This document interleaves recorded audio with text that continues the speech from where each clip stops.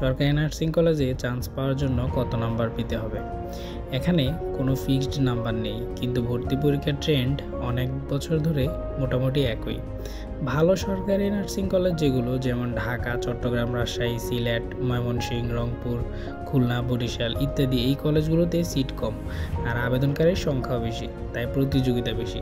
সাধারণত যে রেঞ্জে চান্স পাওয়া যায় তা হলো 75 থেকে 85।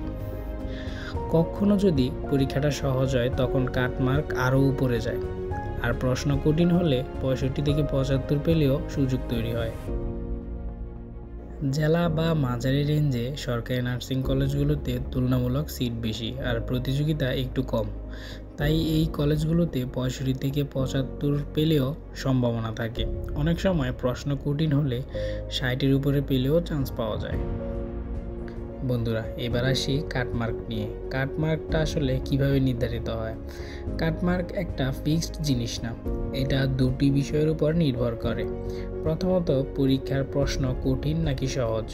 যদি প্রশ্ন সহজ হয়, সবাই বেশি নাম্বার পায়, কাটমার্ক বাড়ে।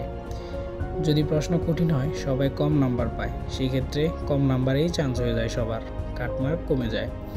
আবার পরীক্ষায় অংশগ্রহণকারীর মান কেমন। যদি ওই বছর অনেক ভালো ভালো স্টুডেন্ট পরীক্ষায় অংশগ্রহণ করে, তাহলে সবার রেজাল্ট ভালো হয়, কাটমার্ক বাড়বে।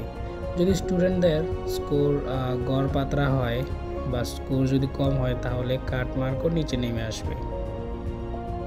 এখন অনেকের মনে প্রশ্ন থাকবে, কোন নাম্বারকে চান্স পাওয়ার জন্য ভালো বলা যায়?